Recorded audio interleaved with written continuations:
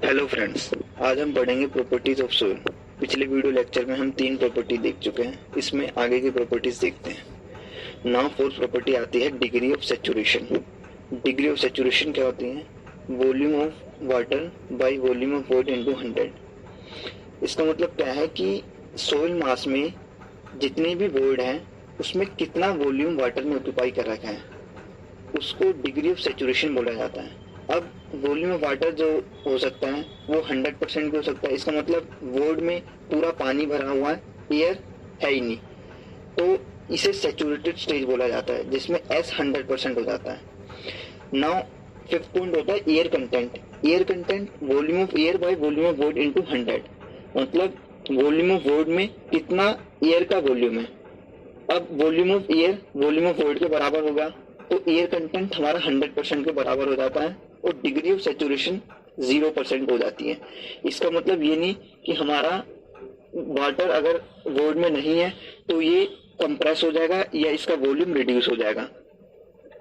आगे shrinkage limit determination में application देखेंगे।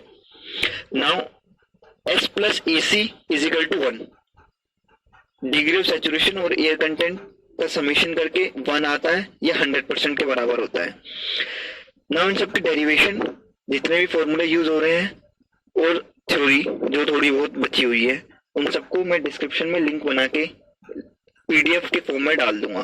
नाउ 6 पॉइंट आता है परसेंटेज एयर वॉइड्स, जिसको ईटा ए से रिप्रेजेंट करते हैं, is equal to volume of air by total volume into 100। Means total volume of soil mass में से कितना वॉल्यूम हमारा एयर का है उसे बोला जाएगा परसेंटेज एयर वॉइड्स। इसकी रेंज क्या हो सकती है? वॉल्यूम ऑफ एयर 0 हो सकता है, बिल्कुल हो सकता है। वॉल्यूम ऑफ एयर 0 हो गया तो वॉइड में हमारा बस पानी भरा हुआ है, वही सैचुरेटेड स्टेज का केस हो गया।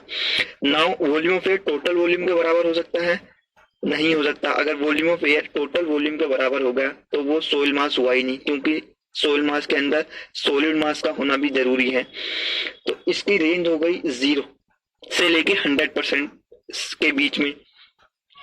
Now percentage air void equal to porosity into air content, eta equal to N into AC, ये एक रिलेशन है। नाउ 7 पॉइंट यूनिट वेट या डेंसिटी क्या होती है? Now density is equal to mass per unit volume. एक unit volume में कितना मास प्रेजेंट है, इसे ही बोला जाएगा डेंसिटी। डेंसिटी एमकेएस फॉर्म में, सीजीएस फॉर्म में, किसी फॉर्म में रिप्रेजेंट कर सकते हैं। अगर सीजीएस फॉर्म में हो तो ग्राम पर क्यूबिक सेंटीमीटर, एमकेएस में हो तो KG per metre cube. Density of water जो होती है 1 ग्राम पर क्यूबिक सेंटीमीटर या 1000 केजी पर मीटर क्यूब होती है। नाउ एक और टर्म आती है यूनिट वेट। यूनिट वेट क्या होती है? Weight per unit volume. एक यूनिट वॉल्यूम में कितना वेट है ऑक्यूपाई करता है, उसे बोलेंगे यूनिट वेट।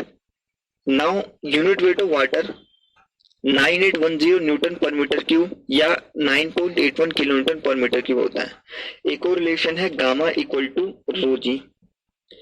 नाउ नेक्स्ट पढ़ेंगे bulk unit weight, gamma bulk और bulk density. Gamma bulk equal to total weight in existing condition by total volume of soil मास। इस रेशियो को हम गामा बल्क बोलते हैं।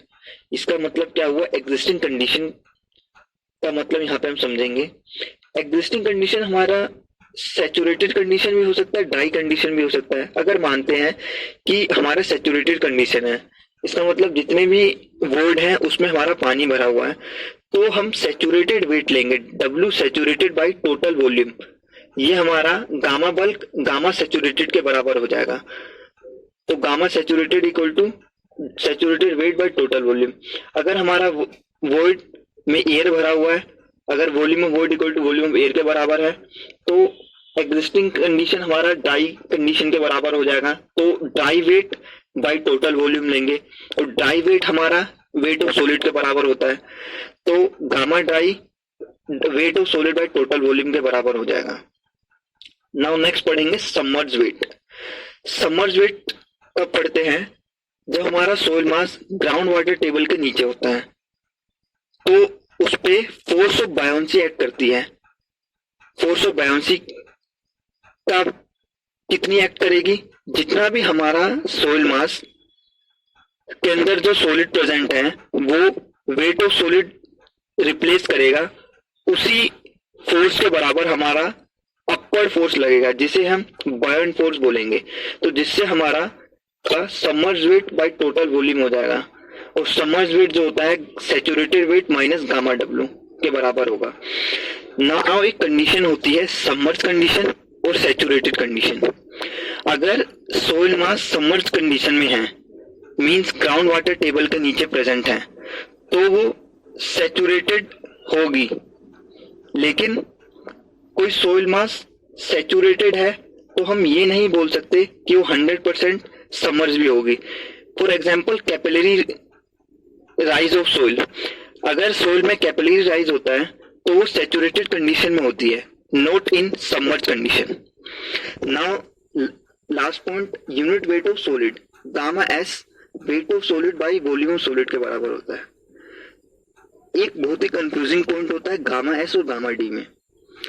तो फ्रेंड्स ध्यान रखना, गामा एस और गामा डी दो अलग अलग चीजें होती है, ये इक्वल नहीं होती। गामा एस जो होता है weight of solid by volume of solid होता है, लेकिन gamma dry weight of solid by total volume of soil mass होता है। इसमें बहुत